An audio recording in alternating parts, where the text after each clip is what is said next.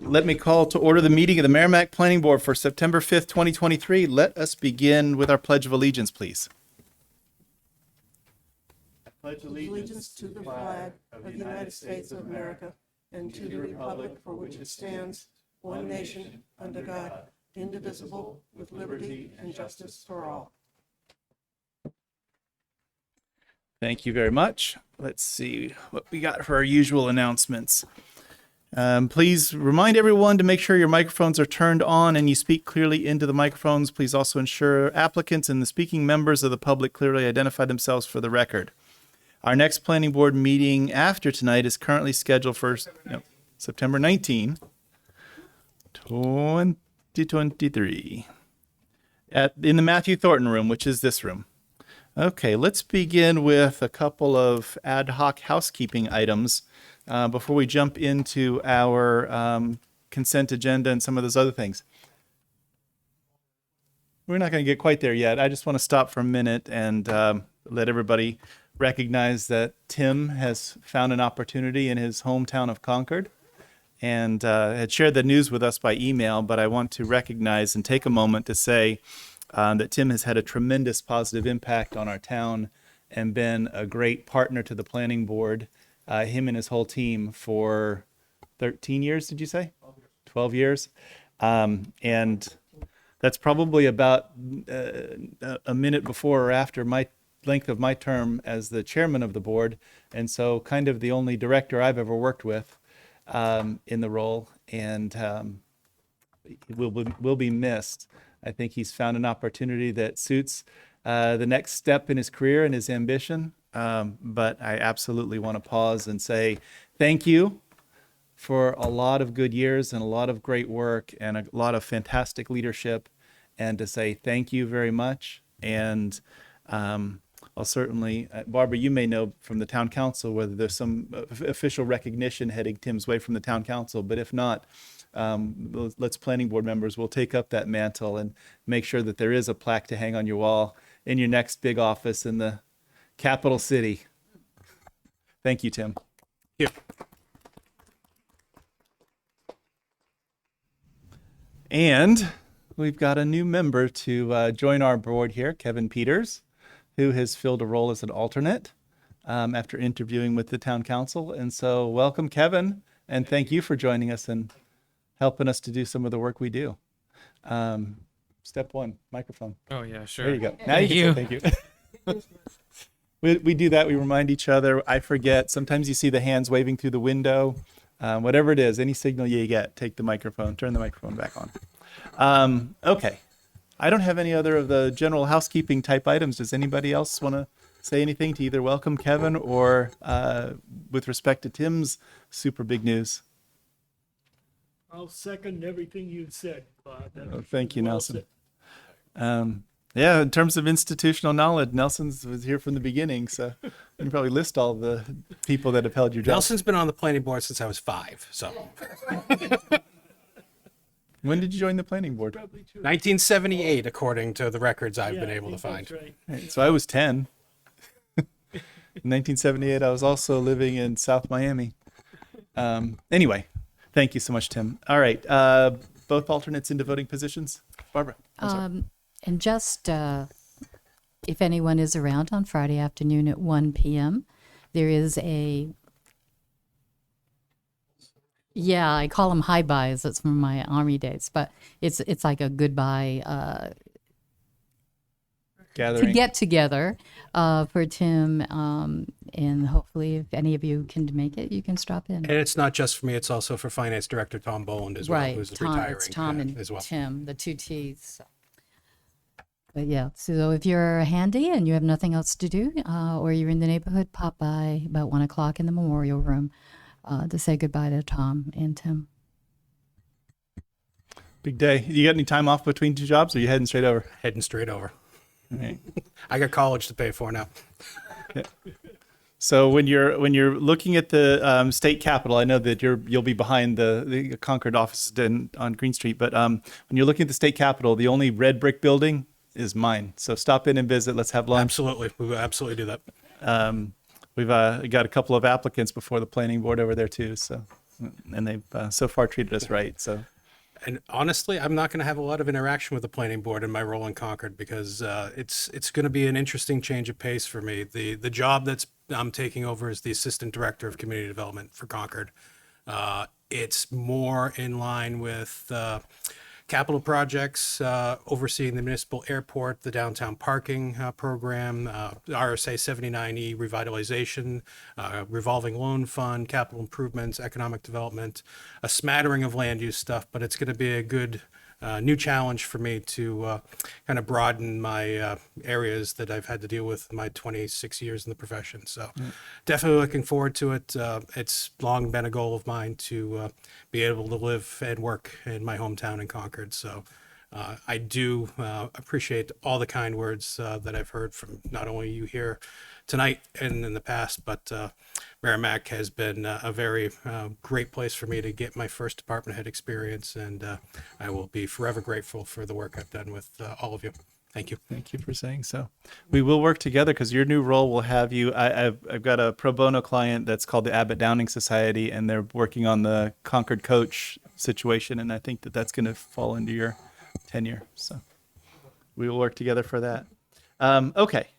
Both of our alternates are in for voting positions tonight, so that we've got a board of 6. For Jamie and Maureen, I would assume. Yeah, whoever's not here. Okay. Could be Neil as well, I All right, suppose. we'll do Neil. Okay. Okay. That completes our call to order. There are no items on a consent agenda for tonight. Let's see, that brings us to item 3 on our agenda, which is Darty Zabolis LLC as the applicant and owner. Continued review for acceptance and consideration of final approval of a site plan to construct a 2-story, 15,000 square foot office warehouse building with associated site improvements. The parcel is located at 101 Herrick Street in the C2 General Commercial, I1 Industrial, and Aquifer Conservation Districts, Tax Map 3D2, Lot 20. Case Planning Board 2023-20. It is continued from the July 18th, 2023 Planning Board meeting, and the applicant has requested a further continuance to the October 3rd meeting so they could submit an application for September 27th ZBA. What is the will of the board? I'll make a motion to grant the extension of time requested. With no further notice to abutters. Right, I'll absolutely. second. And motion and a second to grant the continuance request. All in favor say aye. Aye. Any Aye. opposed? Any abstaining? 600. Okay. Item 4 on our agenda is TC Boston Development Inc. as the applicant and DRI TCC 50 RMP LLC. I know my first question for them is explain that one. Now, what do all those initials stand for? Continued consideration of an amendment to a previously approved site plan to waive the requirements of section 3.04 of the site plan regulations, which require all proposed utilities to be constructed underground. The parcel is located at 50 Robert Milligan Parkway in the I-1 Industrial and Aquifer Conservation Districts, Tax Map 2D, Lot 78. It is Case Planning Board 2023-22. It's continued from the August 15th Planning Board meeting, and the applicant has withdrawn their request due to having reached an alternative solution to their utility need. And so no action by the board is required. How about that? We're getting right through this agenda. Almost on to page 2. This one's probably going to take a minute. Continued public hearing for zoning ordinance amendments as referred by the town council proposing the repeal of section 2.02.4, point D, mixed-use developments permitted in the I-1 district by conditional use permit, and the correction of section numbers in the remainder of section 2.02.4. The item is continued from the July 18th and August 15th, 2023 Planning Board meeting. Okay. So, Barbara, I know you were... Yes, Mr. Chair, I will recuse myself as I've already been involved with this from my town council position as well. So Excellent. Thank you. I will step out for a few minutes. Excellent. Look forward to it. Okay. So in the interim since when we first took this up in July, in July, we continued this so that we could get some legal advice from the legal counsel for the town, and then continued it from August 15th to now because of my absence on August 15th, and me wanting to hear the answers to the legal questions. We have now had that opportunity to receive legal advice, and several of us were down there. I think Nelson's got a written version to take a peek at, to kind of get caught up on. Obviously, the legal advice is confidential, and so wouldn't be read into the public record or available for release, but could guide and should guide our decisions as we proceed to go forward with this. We also left the status with the public hearing open so that there'd be an opportunity for further public input on this. Board members, do you want to discuss among yourselves first, or bring in some public opinion from anybody that's interested, if there is, and I don't know that there will be, but I'd like to hear public first. okay. And let's do that. Let's open the public hearing again and ask if there's any interested citizens who wish to weigh in on this. Seeing none? Come forward.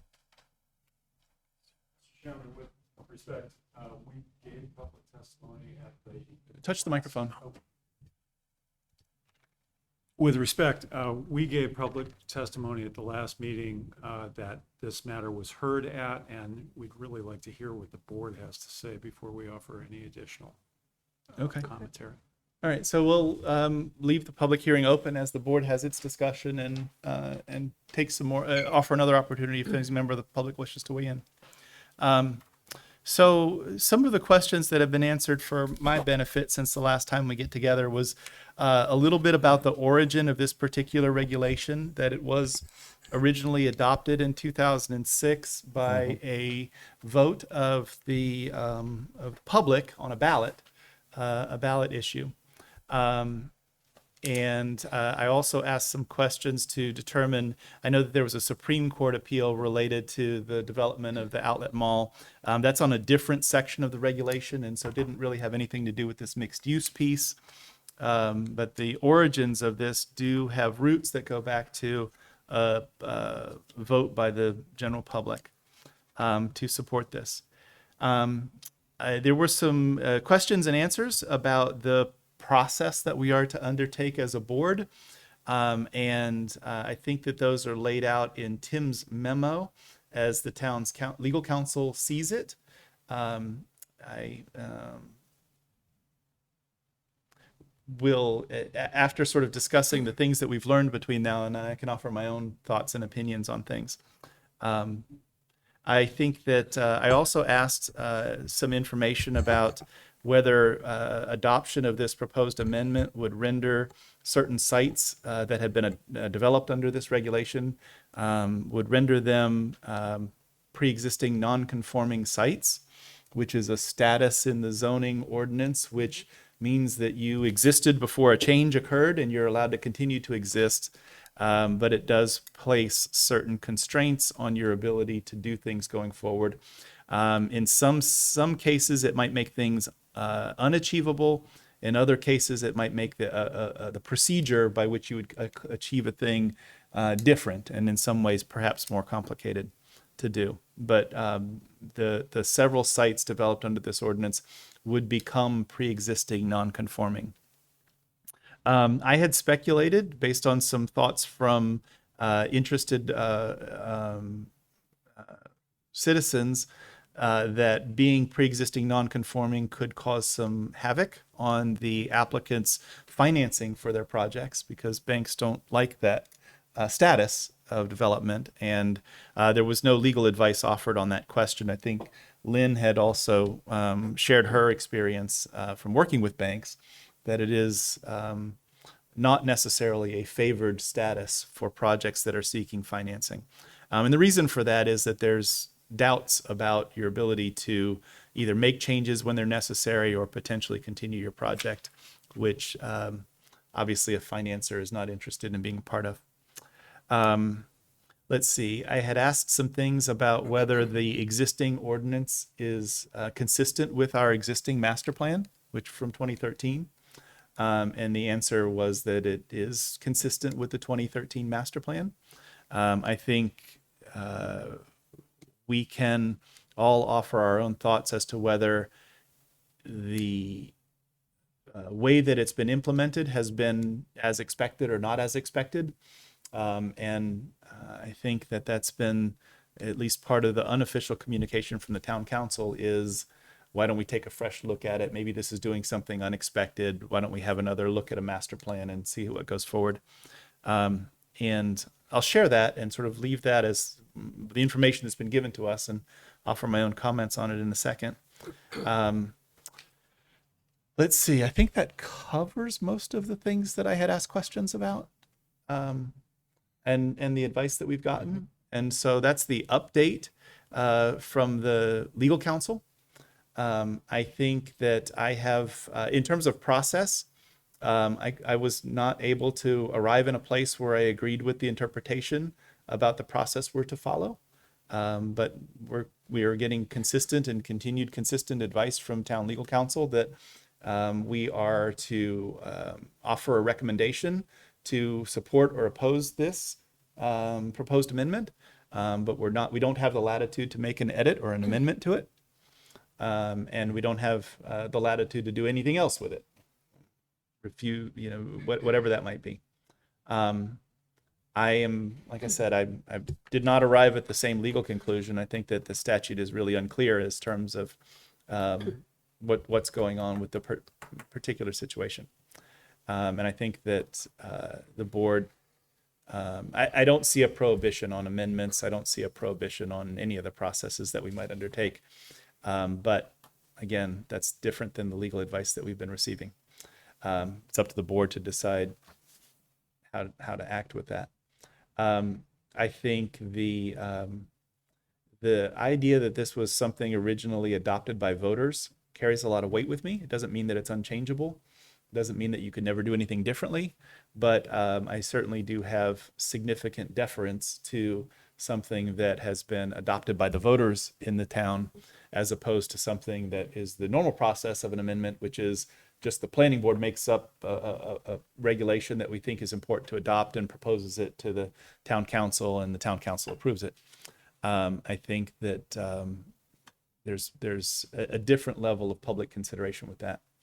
I think it was I was particularly swayed by the idea that nothing that's gone on is or is the regulation itself inconsistent with the existing master plan. I thought that was an important thing to know. And I am distressed by the idea that we would have existing properties that are put into a state of being pre-existing non-conforming that may affect their financing or I know what it was. We asked about whether they'd have the ability to amend their CUPs. And although there is the potential to amend a CUP, in most cases involving the three significant properties developed under this ordinance, it essentially would foreclose the amendments of the CUPs in all practical senses. There could be amendments to site plans as long as the site plans are consistent with the already approved CUPs.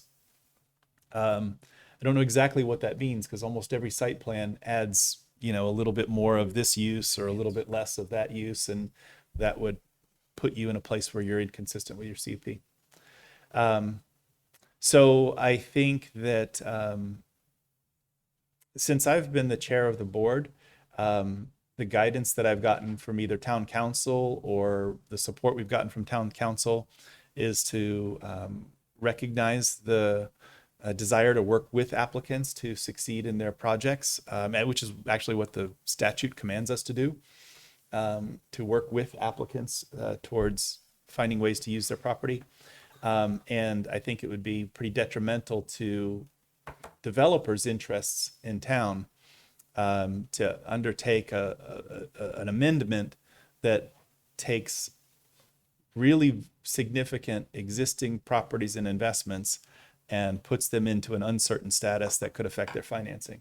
I think that would chill the interest of investors.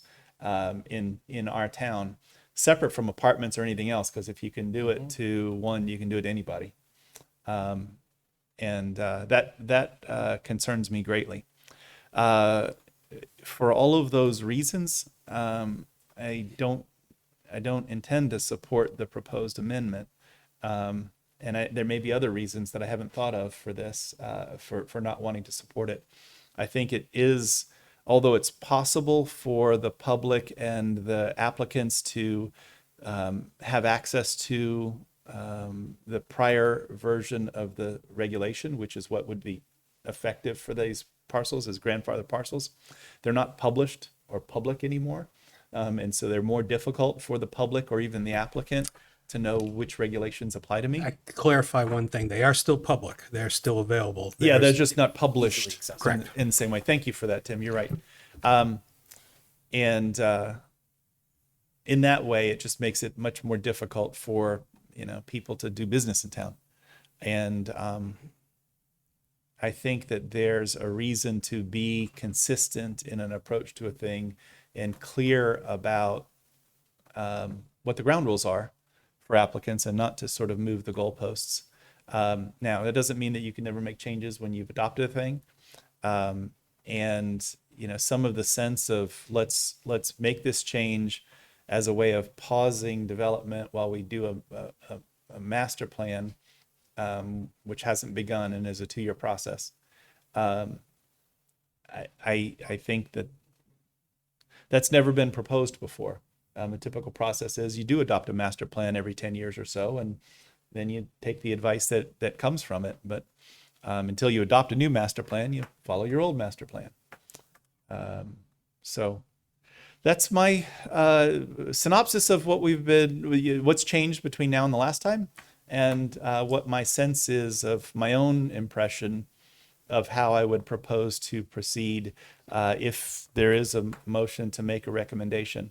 I do want to pause to talk about the notion of a process. While I mentioned I've not arrived at the place where I agree with the process that's put before us, I don't think that it does anybody any good to have a big process fight over a thing and, have, some desire to oppose a regulation by saying, the process is going to be used in a particular way. I'm much more inclined to be clear and direct and just, vote what I think should be for the recommendation for the regulation, which is, I wouldn't vote to adopt it or adopt the repeal. It's kind of a weird way of thinking about things because you're not really adopting a new ordinance. You're by adopting something, you're deleting something. Okay, with that, let me open up the floor for the board. Anybody else have further comments or questions or things you want to say out loud? Just one thing I'd like to add for the members of the board and the members of the public who are here watching this tonight. There is still opportunity for additional public hearing when this goes back to the council, regardless of the board's recommendation here tonight. And the council does have the ability to make modifications to this because it's their proposal. So once this recommendation is made by the planning board, the council will go through a process of having a first reading where they introduce the ordinance. They will then schedule a second reading and public hearing. That public hearing will be open to any member of the public who wants to testify in regards to that. They then would have a third reading and then a vote on either adoption or denying it. During that process, the council does have the ability to make changes to the ordinance language because they were the ones that recommended and proposed the ordinance to the planning board for their recommendation. Thank you for that, Tim. It also reminded me of the couple of other questions that we asked before. I had asked of town council whether anything that's gone on or that's being proposed would constitute something called spot zoning, which is impermissible in New Hampshire, and it's essentially sort of targeting one area for different treatment in an unfair way. And the advice from legal counsel is that it does not constitute spot zoning. I honestly don't understand spot zoning well enough to have an opinion one way or another. I was legitimately looking for some advice on that. And then I also asked about the concept of a protest petition, which is something built into statute that allows interested parties that are affected by a change like this to attempt to gather up enough signatures, and then if they do that, the body that ultimately adopts this, which in this case would be the town council, would need a supermajority vote instead of a majority vote. Interestingly, with this, the threshold that you have to meet is 20% of the affected parcels or 20% of the abutters. With there being essentially 3 affected parcels, each of them constitutes more than the 20% threshold you need. I think So- the total number of parcels is actually a little bit different because there are multiple parcels involved in each of these. So it would be a conglomeration of, but there's the 2 non-mixed CUP parcels of Anheuser-Busch and Elbit Colesman. Then there's the multiple parcels that Flatley owns, the multiple parcels that Merrimack Park Place has, and then there's the multiple parcels that Edgebrook has. So it's more than 3 total, but there are basically 5 entities involved total. In part of the discussion, the notion that both Anheuser-Busch's parcel and Elbit's parcel could meet the criteria for a CUP, and therefore they're affected by this change is, I think, a bit of a stretched analysis. And there are certain parts of the discussion we've had that I've either agreed with or disagreed with. I don't know that I would ever want to try to defend that particular interpretation and say that they're affected parcels when they've never proposed to be mixed use or done anything. The other than only reason they industrial were use. included as affected parcels is because they met the basic criteria of the lot size, amount of frontage, and their location to meet the criteria to be eligible for a CUP. That's the only reason they were added. Anyway, so be it. I think that if there is a protest petition, and it seems like there's the ability to gather up the appropriate number of signatures, and that would raise the voting threshold. Honestly, I have no idea what the council's vote was that sent this thing to us, or whether any council members are swayed by the discussion or the process that we follow, or the feedback that we give. So I don't know whether it matters. I think the difference would be 4 votes out of 7 is a majority, and 5 votes out of 7 is a supermajority. So it's not like it's an earth-shattering difference, but I don't know. I honestly didn't watch the town council's proceeding that sent this proposal to us, so I don't know what their discussion was or who supported or whether it was unanimous or anything else. Tim, you might know. Was it unanimous? I'm actually looking it up right now at the July special meeting on June 29.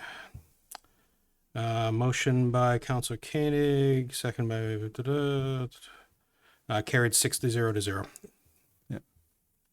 So to make the proposal to the planning board. they have 7 members or 6 members? There's 7. There was an absent member that night. Okay. Vice Chair Harrington was not there that night. Actually, I think that she's indicated to me at various times she recuses herself on these votes related to the parcel as well because of her proximity to it. And so it might always be a 6-person vote.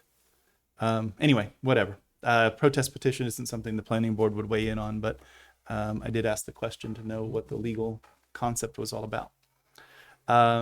Okay. Lynn, did you have more comments or discussion?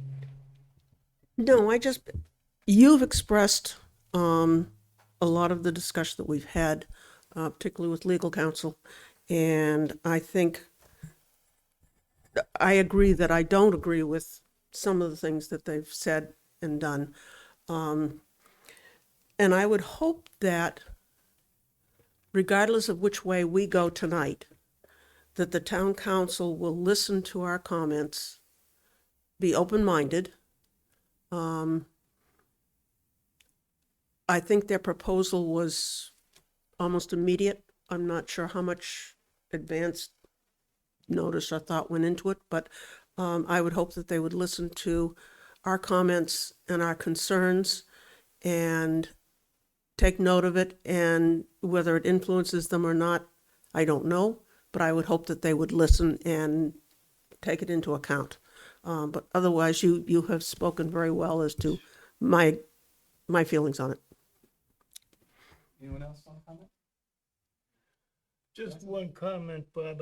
I'm very persuaded by your comments regarding the, it's, the lights on. Okay. I hope so. Bob, I was somewhat persuaded by your comments regarding the effect on those properties that we have already approved. And we're now, if we're talking about taking away that right, I think that has a negative effect on those properties. And so I'm somewhat persuaded at this moment to vote the way I'll vote here, which is not to approve it. Yeah. Part of the impact on the proposed parcels, and I don't know the exact numbers, but all three of the mixed-use CUPs in town have had multiple amendments to their CUP over the years, several by each of them. Yes. And it's a fairly frequent thing for them to need as they develop, and maybe their commercial development changes a little bit in size or scope or whatever, and we see that in each one of them. And Or the market changes. yeah, the market certainly changes. Yeah, I won't go any further than that just to explain some of the differences, because I'd have to talk about specific parcels to do that, and I don't want to. But all three of them have had at least two each, but maybe three or four each amendments to their CUP over the years. Yes. And significant, and probably more in the queue. And so that's a consideration that I'm giving to this vote. Okay. Any other comments by board members? No, sir. Okay. Then let's turn back to the public and see if there's any interest in having any comments by members of the public. Nope. Right. Thank you for that. Then let's, take some action. What's the will of the board?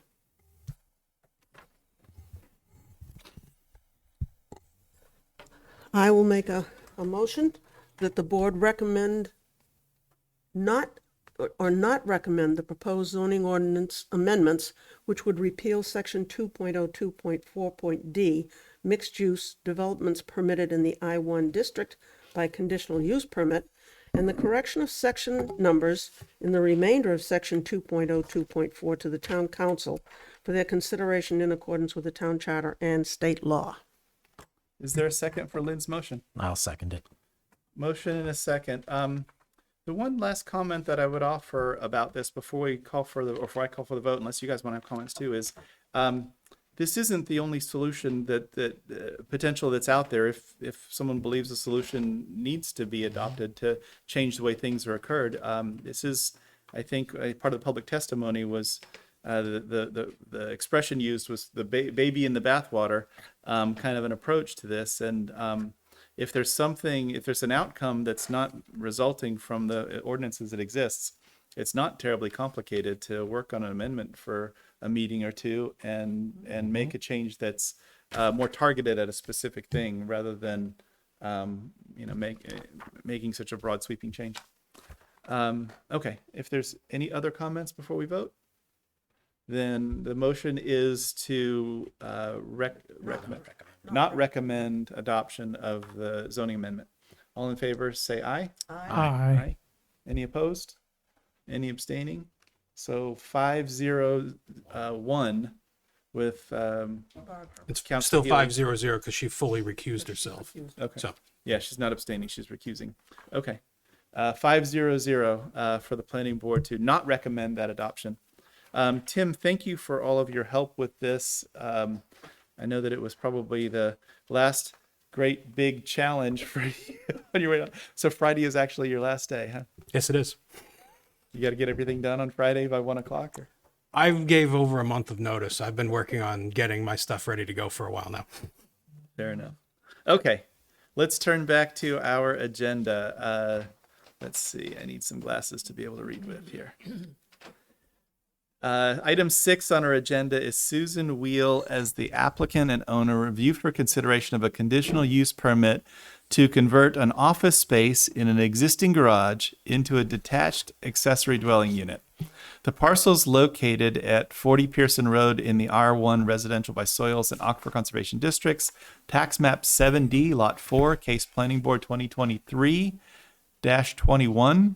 Tim, is there anything that we need to know before you hear from the applicant? I recognize that Councillor Healy has rejoined us.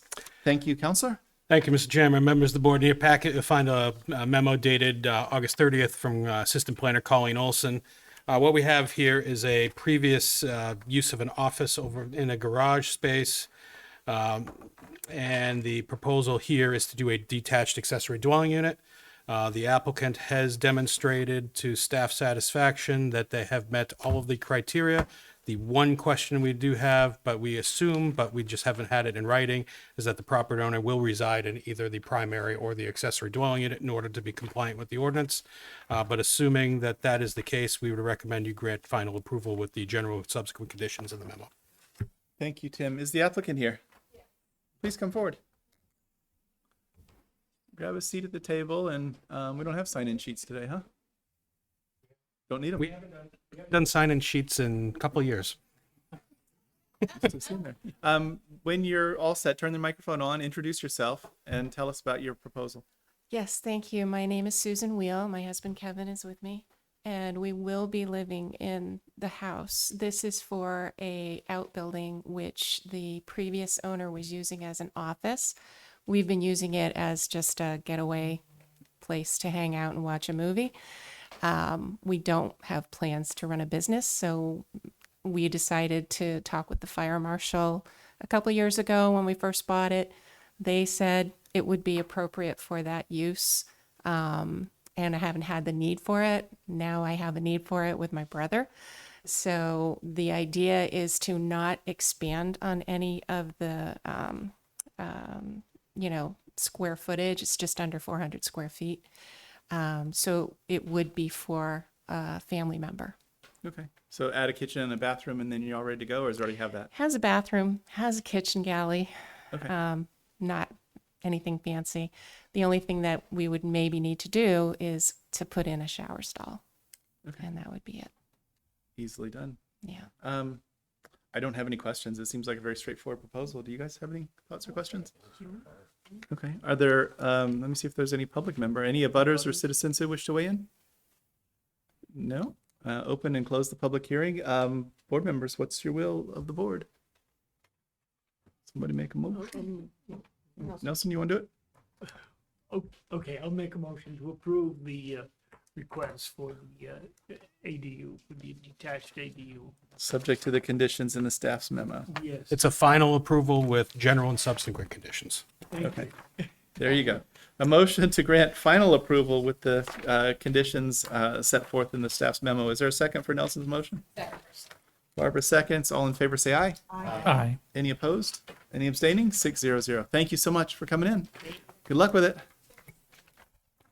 Okay. John J. Flatley Company as the applicant and owner. Review for acceptance and consideration of a 3-lot subdivision. The parcel is located at 685 DW Highway in the I-1 Industrial, Aquifer Conservation, and Wellhead Protection Districts. Tax map 6E, lot 3-4, case planning board 2023-24. Tim, is there anything that we need to know before for the applicant? Thank you, Mr. Chairman, members of the board. In your packet, you'll have a memo dated September 1st from Assistant Planner Colleen Olson. This is the 3 flex building parcels. It's now a single parcel, part of the Flatley mixed-use conditional use permit. The applicant is proposing a 3-lot subdivision so that each of those 3 buildings will reside on its own parcel for financing purposes. There is no additional construction proposed as part of this. That has all been part of the approved site plan, so what we're talking about here is lot lines for financing purposes. And staff recommends the application be accepted as complete and conditional final approval per the recommendation of the memo.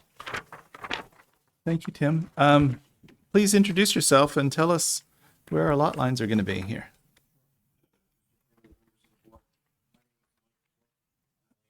Touch your microphone, Mike.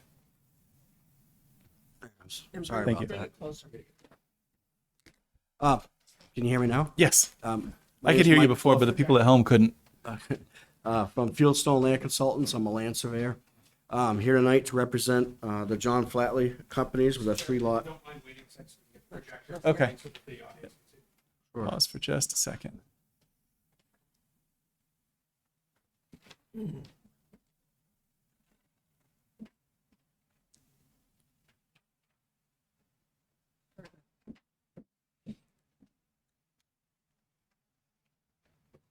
Okay. So I'm here tonight to represent a three-lot subdivision application for the landowner by the Flatley Company located at 685 Daniel Webster Highway. The subject parcel, map 6E, lot 3-4, is located in the industrial district. It contains presently 45.44 acres. The property has currently been approved and it has a site plan for 3 separate flex buildings on a single parcel, one of which is near completion and the other 2 have not been constructed yet. The proposed subdivision is for financing purposes only and will not involve any additional construction beyond what was approved already. So if you look up at the monitor, I've highlighted the 3 proposed lots in 3 different colors. There's a pink, a larger property remainder, and then there's a kind of a purple bluish one in the middle, and then there's the green one on the end. I'll start with the purple one, which is right in the middle. That's going to be proposed lot 6E 3-4-1. We're proposing 2.97 acres with 375 feet of frontage. The green parcel just to the right of that one is going to be known as 6E 3-4-2. That's going to be 2.857 acres with 584 feet of frontage. And the remainder, which I can also scroll, kind of, it goes around the Seabain property, is going to be still known as 6E-3-4. It will contain a remainder of 39.611 acres, and it will contain a remainder frontage of 639 feet of frontage. Basically, that's it. I'll keep it short and sweet. No other construction is proposed and what has already been approved. Okay. Certainly answer any questions that the board might have at this time. I don't have any questions. Board members, do you have questions? Nelson? Question. Can you show us where the access is? These lots, these 2 new lots actually don't have frontage as we usually define it on Route 3. Am I correct in They that? do have frontage on Route 3. There's going to be a series of easements that are going to be necessary to allow for the access across the parcels because Yeah. they essentially function as a single site. So there'll be part of the conditions of approval that staff is recommending are the appropriate access and utility easements to ensure that proper cross easements and everything will be allowed so that the parking lots and everybody, they're all connected. So there's the main entrance that's essentially across from where Webster Green is located now. That's what I want to be sure of. And then the Is it clear? secondary exit is at the St. Cobain driveway, which is, I think you can see in the plan that he's bringing up right now. So, yeah, see the entrance, which is already constructed right This here. plan shows, yeah. The lot line's gonna go right down the center island, and the other lot line is over here. But again, there's gonna be easements that will be in place for access and utilities. Yeah, so they won't actually have access to Route 3, There to Daniel Webster there is Highway. no construction whatsoever being proposed here. Only the existing site plan with the access at the main entrance and the St. Cobain driveway are the only That's the accesses. only access I Correct. want to emphasize, Yes. okay. That was the only question I had on it. Now, the configuration of the driveways, obviously this is a subdivision, so even though we've got buildings here and one exists and 2 don't, we're not actually looking at the layout of the buildings and parking and all of those kinds of things. But that layout with the entrances the way they are is part of the CUP for this parcel too, right? The layout itself, no. The uses and the general concept is approved as part of the CUP. It's the site plan approval that allows and basically puts in the concrete what is permitted to happen on site. So if the applicant, I don't think that they would, but if they ever said we want to have our own driveway onto Daniel Webster Highway for the purple and the green, the site plan would do it for them? They would be able to And- do that through a site plan amendment, and they would also need DOT approval because this section is DOT, which frankly is not going to happen. No, and I don't think the applicant's going to ask I don't for it either, I'm but just that throwing is, that this is something that would be allowed without amending the CUP. those- Okay. Is there any part of a condition to this subdivision that we could put as a condition that says a note on the plan for no further access to Daniel Webster Highway through parcel 2 and 3 or whatever they are? I think the reference to the site plan is already on the subdivision plan, which basically covers the access as it's approved. Is there a note on the subdivision plan that refers On to the, the on site the plan? subdivision plan, we referenced the site plan as number one reference. Okay. Nelson, does that satisfy the That- concern that's that you have? Yeah, that's Okay. what I was concerned about. I didn't see this view for some reason. I don't know, it was in my packet. The couple of the conditions we have are to verify, one, that the easements are put in place, and two, to ensure that there aren't any setback issues with the proposed lot lines. Okay, I'm actually deeper into this than I should ever intend to be. I've forgotten that Flatley has used our law firm years and years ago, so I've typically recused myself from any of their proposals, and I will certainly be happy to lead the discussion, but won't offer any comments or vote on this. Or if you'd like me to just push back from the table and let Lynn run the meeting, I can do that too. Whatever you guys think. I think an abstention is appropriate. Okay. Board members, do you have any other discussion items or questions? No. Is there any member of the public or a butter who wishes to weigh in? Please come forward. You can do it at the table too if you like that better. Whatever's more comfortable for you. Introduce yourself and then tell us what's on your mind. Ashley Tenhave, 75 Shelburne Road. I live in Webster Green, right across the street from this. My only question would be, with this subdivision, would this later give Flatley a chance to sell one of the other two parcels within this, or one of the three parcels within this at a later date? Okay. And would that then open up for any new owner to ask for the DOT to approve a new driveway? Okay. Given my intent to abstain, I'll let Tim answer that question or the applicant, but At this stage, I would say it is extremely unlikely that DOT would be able to approve a new driveway curb cut given the proximity of the existing curb cut and the Saint Gobain driveway. It's not to say that it couldn't happen, and that future property owner, I can't speculate as to whether somebody would buy these, but there's any property owner has the ability to sell their land, so it's certainly a possibility they could be sold in the future. any other abutters or citizens who wish to weigh in or offer comments? Okay. Nope, come on forward.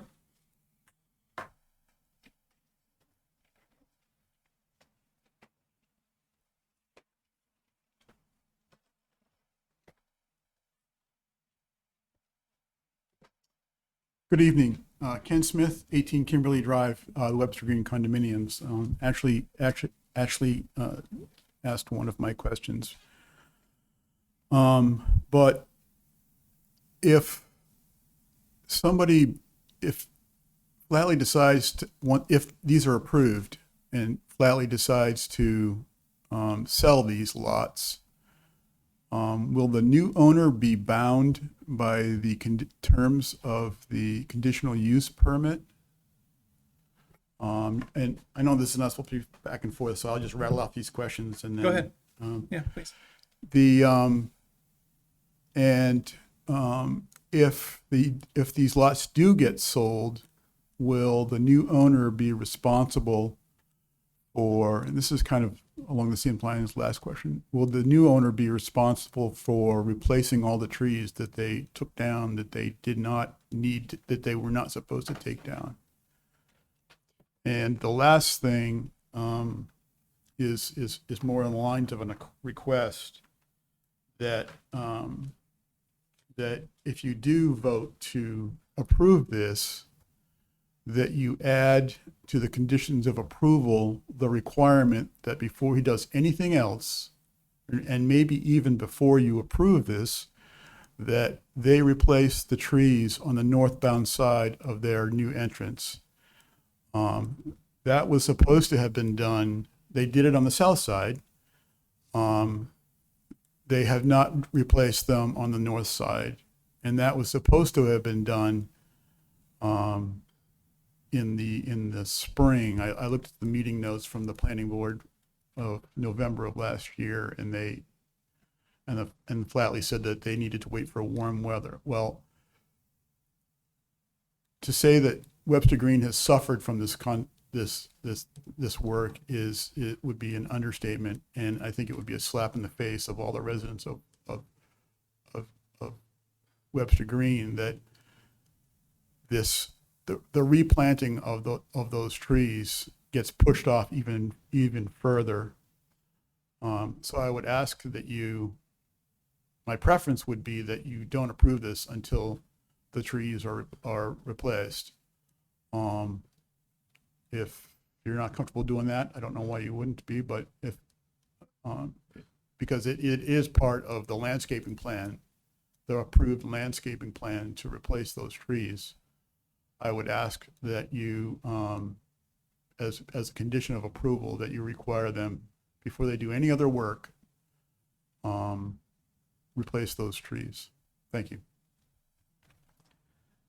To answer those questions, yes, whatever happens here would have to be subject to the CUP because the CUP is an approval for the use of the land, not the property owner.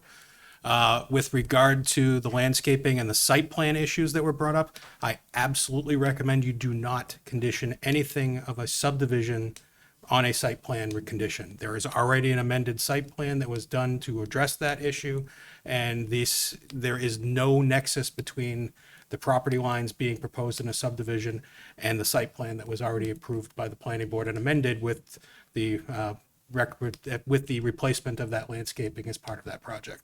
Those decisions have been made. They're a completely separate set of recommendations. I would not recommend they be conditioned on a subdivision approval.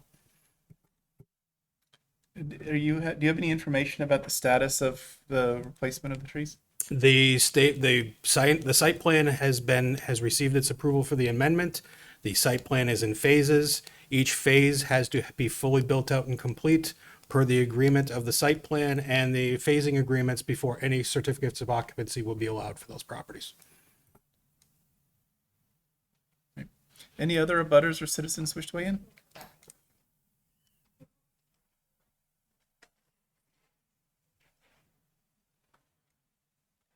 So what I will say, Ashley Tenhave, 75 Shelburne Road again.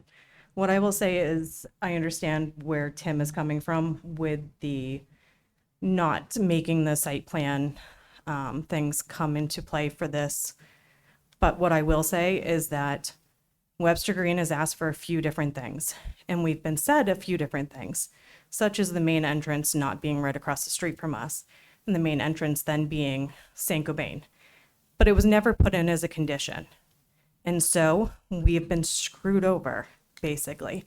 And from what I've been told, without it being put in there, Flatley got to do whatever they wanted to do with this main entrance and basically make it dangerous for us to come in and out of our place once this is open again. With the main entrance, what they said back in one of the meetings was the main entrance was going to be the St. Gobain entrance. That's where all the 18-wheelers were going to go. That's where the majority of the traffic was going to go because of the traffic light. But because it wasn't put in as a condition when you guys approved the site plan, it did not follow through. So I am going to beg and plead and all of that some sort of condition gets put in, that this stuff gets done before anything else happens, such as subdividing or anything like that. I am tired of Webster Green getting promised things, getting told things at these meetings, and then having it not go through and get put in on the record, and then things completely changing. It's not fair. Thank you, Ashley. Are there other abutters or citizens who wish to weigh in? Okay. All right. Exceptions to the notion that we don't usually go around twice, but come on forward. We already broke the rule once. Come on.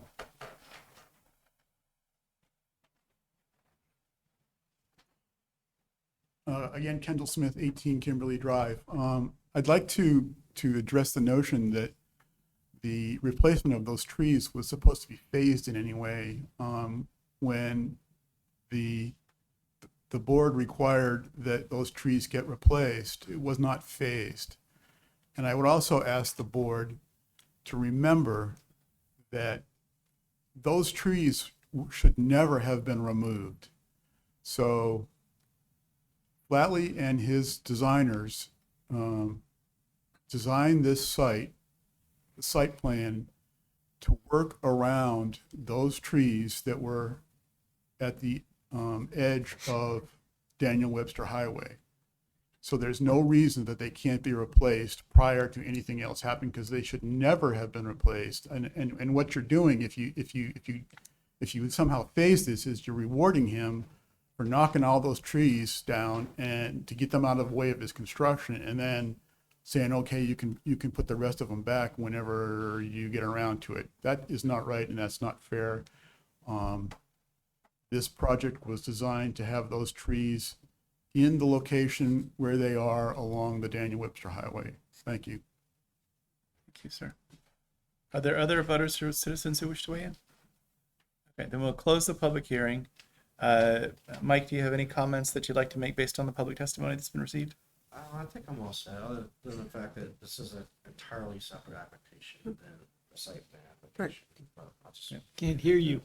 Pull the Yeah, mic pull your close. microphone a little closer. I'm sorry, I said that this application is an entirely separate application than the site plan application. So that's why I make that known. Tim, you look like you want to say something. No, like I said, the issue, there is no requirement in the subdivision regulations regarding landscaping. That is a site plan issue. It does frankly not belong as part of the discussion of the subdivision. The discussion should be on the regulations that apply to this project, which are the subdivision regulations. Nelson? I have some questions. We have an approved site plan for the pink lot right There, now. all of this has already been through the site plan process. There is already an approved site plan on file for Right. this. And Including the blue and the green, that's Yes, part of they it. were all part of the site it plan. was, that's right. Now, the pink had some landscaping on it. There was the issue that the trees were removed that were supposed to Oh, yeah, remain I in place. And then there was the amended site plan, which this board approved. And that's where we're working from now. Before COs are issued, they have to be compliant with that amended plan. Okay, and does that amended plan require trees on the pink? I don't have the plan in front of me. I'm not going to say something that I'm going to regret on my way out the door. I would say that the plan itself has been approved by the board to your specifications to replace those trees that were taken off. That was the discussion. This board already voted on that. I don't know specifically what was done as part of that right now, right here, but I do know that that plan was reviewed and approved by this board to have that replacement landscaping as the board deemed appropriate, given what had happened. That's what I recall, but the landscaping apparently did not go to the north of the entrance. The Is site's, that yeah, correct? and the site is still under construction. They have not completed construction at this stage. I'm aware of that. And they don't get a CO until they've completed all the landscaping that's on the site plan. Yeah, and that's why I'm asking what is on the site plan. Does it include some landscape? Again, I respect the abutters' concerns. I respect the questions of the board, but it's not germane to the subdivision that's in front of you here tonight. Well, it may be. If there was additional landscaping shown on the north side on that approved plan, Let me rephrase it for you, Nelson. If this was a vacant piece of property and they wanted to put 3 lot lines on here, would we be having this discussion right now? that's right. That's what we're talking about, is we're talking about the imposition of lot lines with no construction being proposed whatsoever as part of this application. Right. Everything else is separate and part of those 2 site plans, the original site plan and the amended site plan, which are not in front of the board here tonight. Understand, but I wanted to know what we approved already. And is it been built the way we wanted it? Or is it being built the way we wanted it? And I will say, as I have on everything, we will not sign off on the CO if the site plan is not being built to the plan. We won't sign off on the CO and there won't be occupancy. But you don't remember if there's landscaping on the north side? When we go out there, my staff goes out there and reviews and does their site inspection. They'll have the plan in front of them to make sure that all the landscaping that was proposed and as part of the approved plan will be installed before we sign off on a CO. Well, that's what I want to be sure of. That's how we treat every site, regardless of whether there's been an amendment or not. So the building that's sitting out there on the site, does it have a CO? No. Okay. It's not complete. And we did add trees to the pink site to go further south than what was originally on the site plan for the plantings. But like, I don't remember anything regarding landscaping on the green and the blue sites at all. So. Okay. But I understand what the issue is. The issue is that they clear cut when they weren't supposed to clear cut with the idea that the trees were diseased, which is why I had requested a letter from the arborist to say, this is what the disease was. But by the time we asked for it, the answer came back and said, well, the trees are gone. We can't tell you what they had. Even though in the area, there are blue spruce, which has contagious diseases, as well as elms. Who knows? A discussion on that or any other item by board members or with the applicant?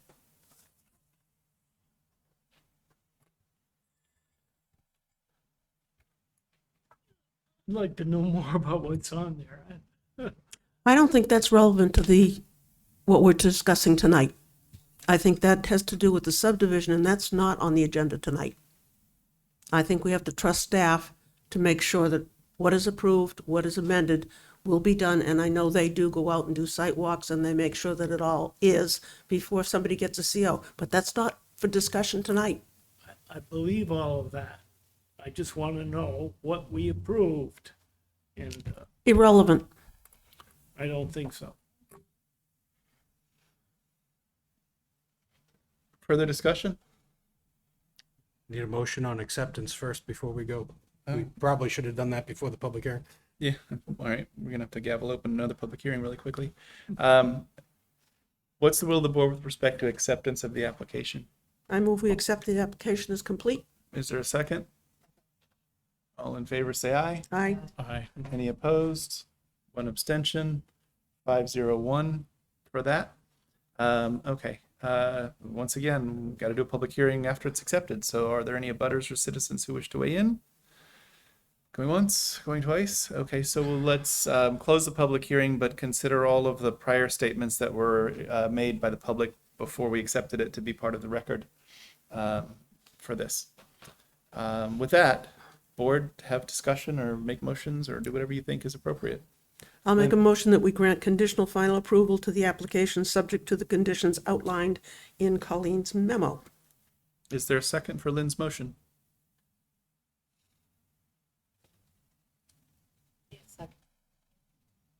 Colleen, or no? No. Okay. Barbara, you were going to make it? No? You did? Okay, Barbara has a second. I'm sorry. I wasn't sure. Said, okay. Motion and a second to grant conditional final approval subject to the staff's memo. If there's no further discussion, all in favor say aye. Aye. Any opposed? One opposed. Any abstentions? That's me. So 4-1-1 for that vote. And you have the conditional approval. Okay. Thank you. Thank you. Mr. Chair, just a comment Yes. before we leave this one. Just like maybe Tim can make sure with the staff that when the time comes for the CO, that we make sure those plantings are there. Because once those lights come up, Webster Green will really feel the I effect of can it. say without reservation that we do not sign off on COs if all the improvements are not completed. Okay. Okay, item 8 is Planning and Zoning Administrator's Report and discussion and possible action regarding other items of concern. Tim, do you have a report for us today? No, I already did the thank you earlier in the meeting, so I'm all set. Thanks. Thank you, Tim. Although it seems sort of impolitic to have that discussion right now, I sort of have learned that the town has done an internal posting for Tim's position to see if there are any internal candidates, and that's currently the status of things. I'm not aware of any other further developments along that path. That's all I'm aware of at this point. And I don't know if the position's filled with internal candidates, that'll be that, or whether if there are none, then ultimately it would be posted externally and goes on. But that's all we know at this point with that. And sorry for the inconsideration of talking about your replacement right in front of you. But you know we love you. Okay, does anybody else have any discussion and possible action regarding other items of concern? Okay. I just last meeting in August, you guys continued the discussion of the ordinance change so that I could be a part of it, and I wanted to thank you guys for being willing to do that. Obviously, it's appreciated, but you guys not under any particular obligation to offer such a favor and indulgence. So thank you for that. I think it was important to do. Thank you. Thank you. And for that. just an editorial comment on that. There really wasn't an effect of the delay having any real impact, because as soon as the ordinance was posted for public hearing, it's essentially in effect right now until a final vote of the council. Okay. Approval of the minutes of August 15th, 2023. I'm second, as printed. Nelson, you got a hand up? I was going to second it, but she's quicker than I. Motion and a second with no changes. All in favor, say aye. Aye. Any opposed? Any abstaining? So that is 6-0-0 to approve those minutes. There being no further business on our agenda, is there a motion to I adjourn? will Kevin, turn to Kevin. welcome. Thank you. I guess I'll make a motion to adjourn. There you go. Is there a second for Kevin's motion? Motion and a second. All in favor, say aye. Aye. Your first Any official opposed? duty. Any abstained? All right, we are adjourned. Thank you all for the work, and don't forget to turn your microphones off.